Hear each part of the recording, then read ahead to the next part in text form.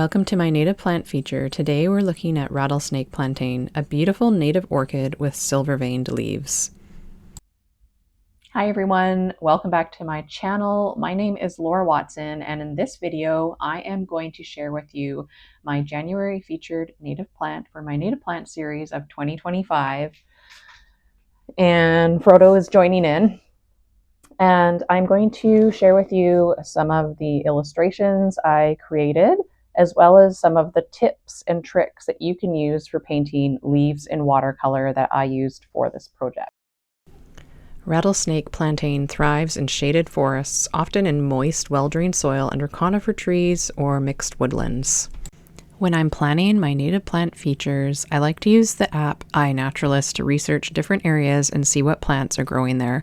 It's a great tool for discovering native species, tracking what's in bloom, and finding plants I want to study and paint. By looking at observations from other naturalists, I can plan my field visits in advance and make sure I feature plants that are seasonally relevant. This January, I went for a walk searching for rattlesnake plantain. I looked in mossy areas under conifer trees where the soil stays well drained. I wasn't sure if I'd find any, but to my surprise, there it was, the patterned leaves standing out against the winter forest floor.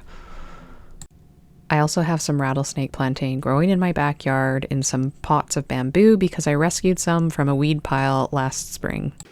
Here is my lovely sketchbook that I've been using for this year's illustrations, and I just have my own paper that I have cut and then hole punched with a single hole puncher to fit it into this book. So I'm using Daler-Rowney Aquafine cold pressed 140 pound paper, and this is the first page of my rattlesnake plantain feature. And this page is consisting of an ink drawing of the entire plant, and then the common name, the Latin name, and then a little write-up about rattlesnake plantain. Also, this lettering I laid out in my computer program Photoshop and sort of copied the fonts, and that's how I got this hand lettering. And then this is just my own handwriting here.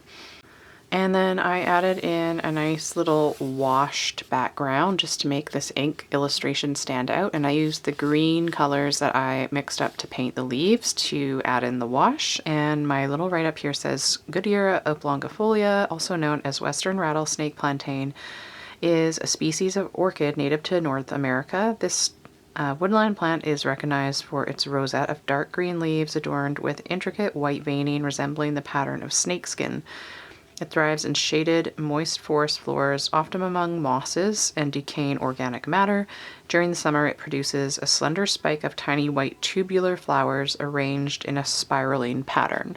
So just a little bit of general information about the plant. And then on my next page here, I wanted to do a nice double spread. So I have here the painting of a pressed specimen of the rattlesnake plantain, and this was a pressed plant that was actually collected in 1957, so this is the image of it that I have painted. So quite interesting, since this specimen I painted is like the age of my parents, and it's still available for reference today in 2025. So I really had a lot of fun painting this, using all these different subtle colors. It's easier to paint because not so much of the intricate veining is still visible. Moving over to this spread, this is this leaf here I painted for a full-length step-by-step lesson in the watercolor garden. For every month that I'm doing a native plant feature, I'm also doing a special course dedicated to each plant. So I have a rattlesnake plantain course in the watercolor garden now, and it shows you how to do this painting as well as a simpler version. And then I've also done an individual flower here, quite a bit enlarged. I didn't actually work out the complete magnification. I could, but I've just decided to leave this without any writing on it. And then this is this spiraling sort of flower spike, again enlarged quite a bit so that you can see a lot of the beautiful detail of the flowers. And then I have another spread I did just my regular handwriting here. Again, more information, so the common and Latin name, the family, which is Orchidae, or I don't know, Orchidaceae, basically that ending on all of the families of plants in Kingdom Plantae is the same, and I just need to check the pronunciation on it. And then I have a description and habit and key features, and I've written these in my own words so that they're not too botanically technical. And this information will be available on my blog. So basically, I'm doing this summary video for you here on YouTube, but my monthly feature also includes full-length classes for some of the illustrations in the watercolor garden, as well as other references and information and tip videos in each class. And then I also am making a blog article with the illustrations and the information that I write down. So it's kind of like a 3-part project, and so this video on YouTube is one of the 3 parts. So if you would like to get more information on all of these things, and check out my blog, laurawatsonart.com, or you can also have a look at the new class on the watercolorgarden.com. So my description here is just basically small evergreen plant with rosettes of leaves, and then the spiraling flower spike. And then I also made my own observations just through what I've seen. Again, that will be on the blog. So this is, again, still a bit enlarged. This is closer to the actual size, but I've made it bigger because it makes it easier to paint when the flowers are a little bit bigger, and I also just wanted it to fill the page. And then this is quite a bit more enlarged, so this is the flower spike showing how they kind of spiral around the stem, and then more details and all the little hairs coming off. So this was really fun to paint. It's a great way to practice your subtle colors. I used a lot of my Botanical gray mix, which is light red and French ultramarine mixed together in various concentrations, and that's how I usually paint white flowers. And then my last spread here is showing one of the leaves again that's painted, but it's a little bit of a more simple veination pattern. So this is another full-length lesson on the watercolor garden. I wanted to make a lesson that wasn't super complicated because the very intricate veins that you have to mask out is more of an advanced project. So this is an option for somebody to paint this if they're a bit more in the beginner stages. And then I did some ink drawings. Sometimes I lay everything out, which I'll show you with photos on a template in Photoshop, and then I take that and I just transfer it to my paper.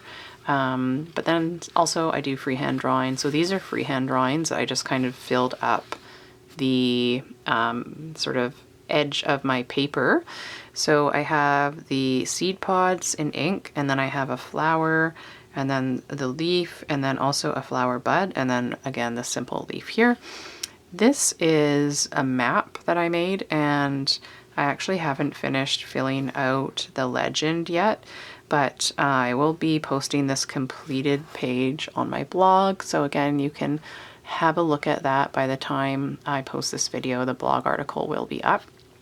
So this is my house here, and then there's paths, and it backs right onto this the vast green space called the Harewood Plains.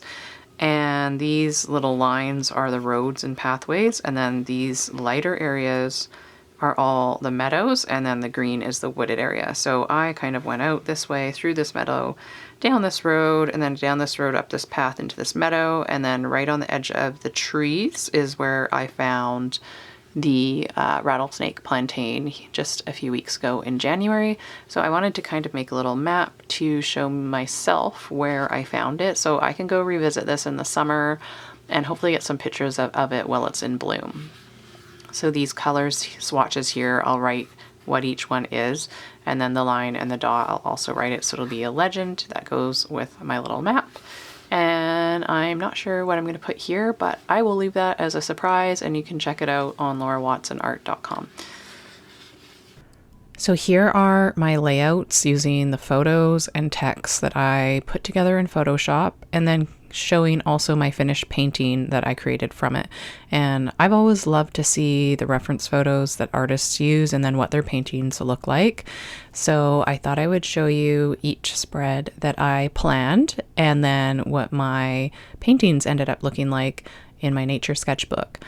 And I'm pretty happy with how this spread turned out, and I'm also really happy with my sketchbook setup so that I can customize the order of the pages and what type of paper I use.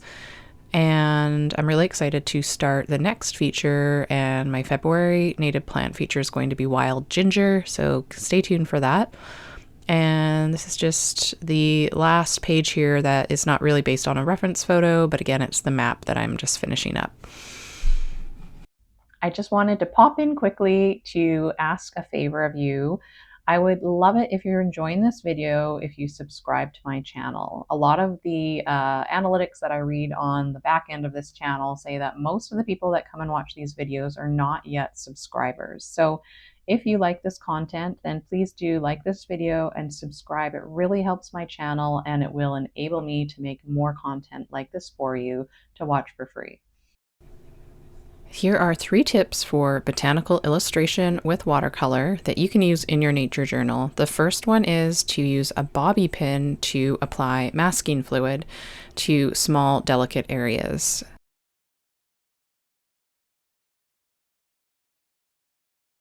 Tip number 2 is to mix up at least 3 colors for each individual part of the plant that you're painting.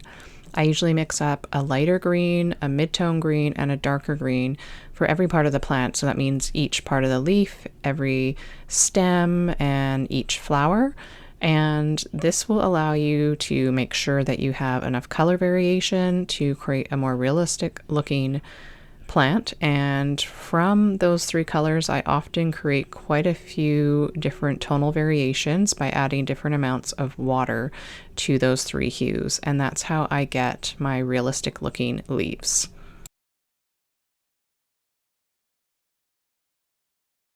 So tip number 3 is when you've removed masking fluid, it's almost always never going to be exactly how you want it to look. So you'll need to use negative painting to make the lines more accurate and thin them out a little if you're painting veins here like I am, or perhaps stamens on a flower center. And you can use negative painting by painting the green into the white area so that it becomes a more refined and delicate, precise line like I'm doing here. All right, so that is a wrap on my January featured plant, Rattlesnake Plantain, which is actually a type of orchid. And I really thank you for watching the video. I hope you enjoyed it. Please comment below if this inspired you or what type of native orchids you have growing in your part of the world. And if you really like this content, then I invite you to join us in the Watercolor Garden. And this is my online school and membership space. And what I share there every month right now during this series are step-by-step real-time lessons on how to paint elements of each featured plant, as well as information about my gear or my materials I use for painting, and even some of the things I do to research these native plants and learn more about them and the areas they grow in. So this series is not just about watercolor painting and learning how to paint. It's more immersing yourself in the study of native plants and how you can use watercolors, botany apps, and nature journaling to create a practice in your life to learn more about our native plants wherever that may be, and just enrich your life with this inspiring information and connection to nature. So if you would like to get more information and watch more footage of these native plant features, then please join us in the Watercolor Garden. Your membership directly supports these videos and all of the content that I create.